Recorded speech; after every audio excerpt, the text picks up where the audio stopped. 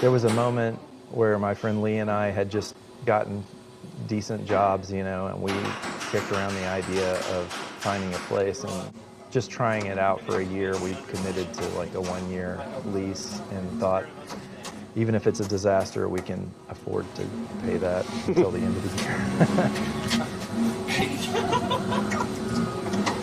Does that thing show the time? No. Does it show 11th hour?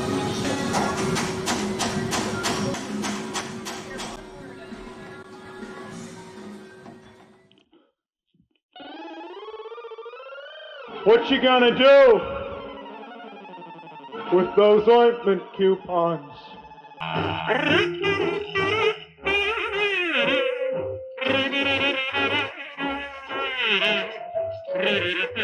Pilot can mean like whatever it wants to anybody, and it exists to fill a need for multiple people, and the need is different.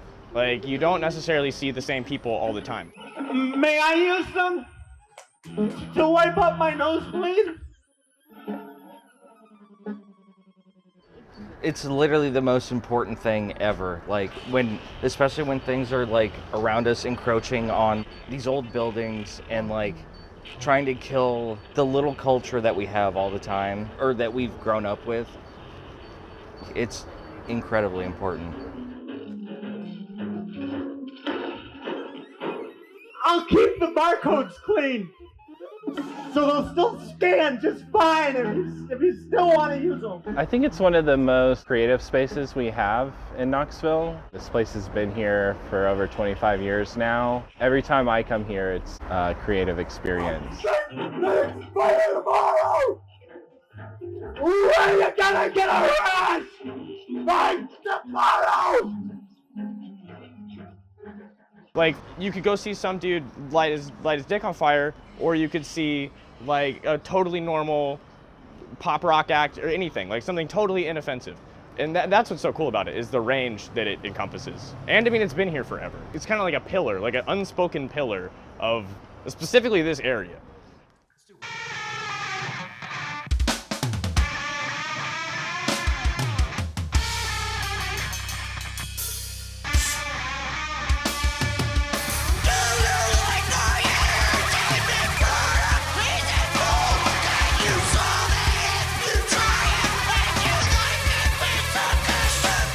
I grew up in Athens, Tennessee, which is a small town about 45 minutes south of here.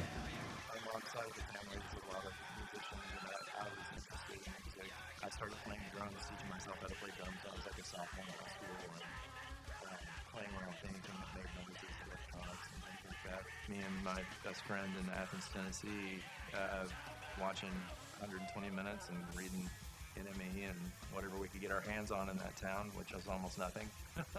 Trying to find out about, interesting music and just following it. That's what they say!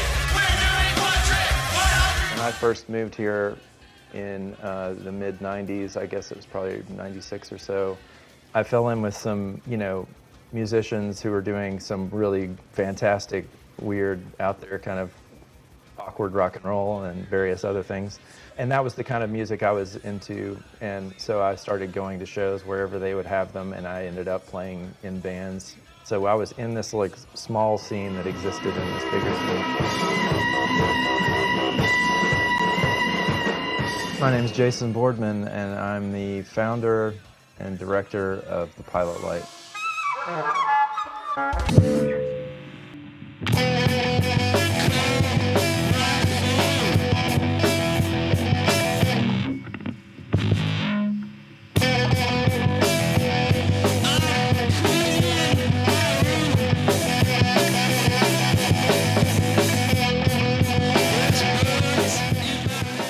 We signed the lease on this building in November of 1999, and we were doing everything ourselves to save money, and it took us until May 22nd of 2000 to have our first show.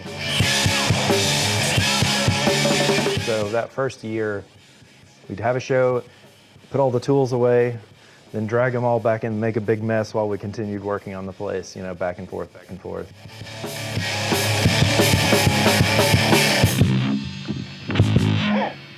The original concept of Pilot Light was to have a place for certain types of music and other types of art and performance that didn't have a permanent home, that wasn't heavily compromised by being some other kind of business, you know. Experimental, you know, out there stuff, that was what we were just personally gravitating towards, and that sort of thing has always been the core, but we're always looking for originality and creativity at the heart of any genre. And certainly of the what I like to jokingly call non-economically viable music. There needs to be a home for stuff that's never going to sell a lot of tickets. There's a world of fantastic art and music that will only ever exist for small audiences. And so a big part of the concept of this place and the reason it looks like it does and the way it's built just by community help is we want to make sure that it can survive where a threshold of selling X amount of tickets or X amount of drinks at the bar is not part of how you get a show here. Making sure that we stay humble, you know, so that we can survive and keep doing that, because that's really the basis of why we're here.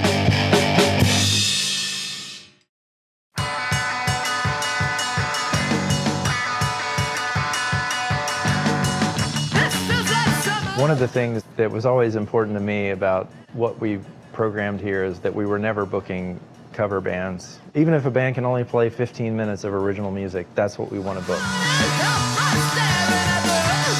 Yeah, the Halloween show, I believe the original thought behind it was the band I was in, the guitarist for a moment started playing, I think, a Joy Division riff or something, and we were like, we should play that sometime at a show, and you know, the other people in the band were like, no covers, we're not doing any of that, you know, and one of them said, maybe on Halloween, and that kind of stuck, and it's like, oh yeah, on Halloween you dress up as somebody else, you're pretending, you know, so like, we had a couple of Halloween parties down here the first 2 years that were just, we showed weird horror movies and had a dance party or something. I believe it was maybe 2002 was probably the first one where it was like, okay, we're gonna have a Halloween show, we're gonna dress up.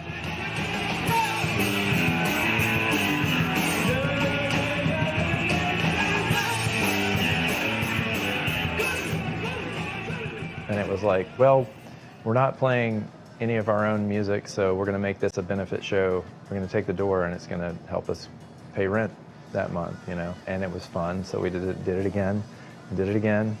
And it got bigger and bigger in this small space, and it was also becoming more and more important to help us get through the year to have that. So we started asking people who had a larger venue, or in other cases like a warehouse space. It probably existed in 4 or 5 other spaces total, and then the Mill and Mine offered to let us do it there, which has been fantastic.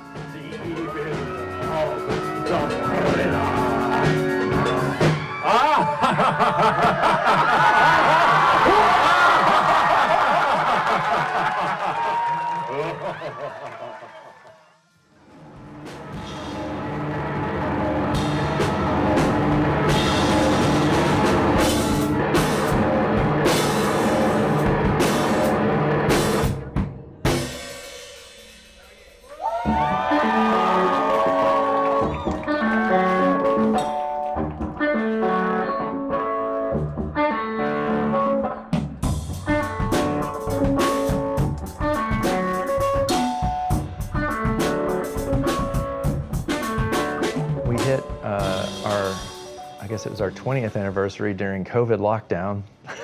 So that was a bit of a drag. We couldn't really celebrate. So here we are still at 25 years and trying to think of something big to do, but also to hopefully connect with a larger part of Knoxville that didn't, believe it or not, even really know that we existed. So we drug Pilot Light out onto the street, you know, and tried to create like a one-day, you know, capsule version of what people might see if they came down here once in a while.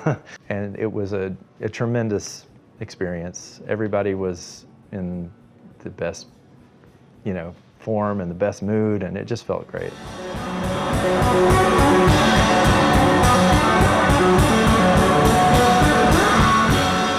On our 13th anniversary, we had a show at Candoro Marble, and I'd printed out every single show for 13 years up to that point, and that was the real hit of the event. So I was like, we got to do that again, and which meant making the other, many years worth of those. But the block party was a success beyond any of our, hopes and dreams. It went so well, and it accomplished its mission too. I've run into many people who maybe know me and know that there is this place called the Pilot Light that they really maybe been one time, or they just have different lives, and they came down at 4 p.m. and saw what they saw. I mean, we had bands playing 15-minute sets, so if you showed up for an hour, you got to see 4 bands, which was the point, and to A, include as many people as we could from the scene, and B, to give even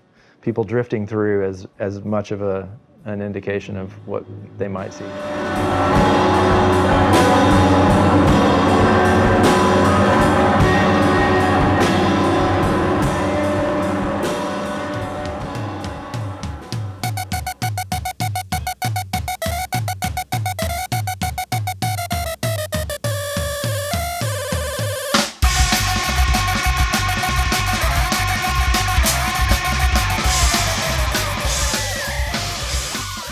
Really, the special events are great, but the heart and soul of why we're here is what we do on a day-to-day, every day of the year basis. If anything, those are just moments to celebrate that and to maybe get some new people to be involved down here. But the meat and potatoes of being a space available for people to try out new stuff on stage, have a crazy idea and be able to do it without having to beg somebody for, a space in their corner of their, restaurant or something.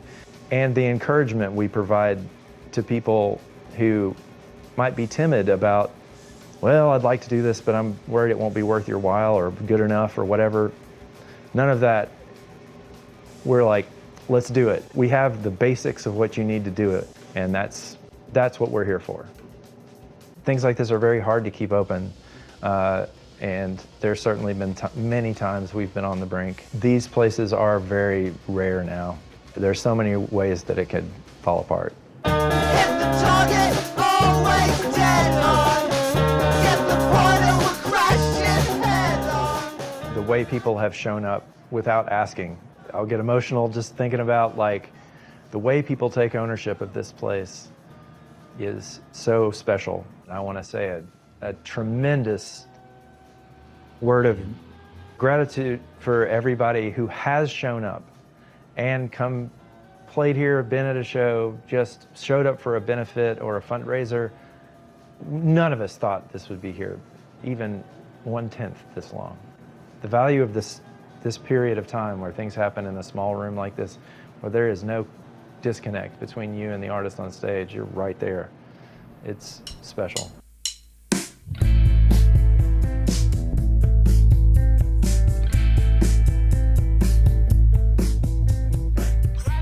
Have you never played guitar before? Have you never played drums before? Have you ever wanted to take a metal folding chair and hit it with a stick? Have you ever had any weird ideas like that? We're here for you. And we want to see what you're thinking up, what you're dreaming up, and you can play a show for 5 minutes. You can play a show for 15 minutes. The bar is very low for a reason. We're trying to get people to participate. And if you love music and being around people who love music and make music, come hang around. This is a great place to come and just be, if you want to get out of the house and watch the greatest TV show of all time up on that stage, just be involved, and have ideas or appreciate ideas. Everybody can do both of those things. We're here for you.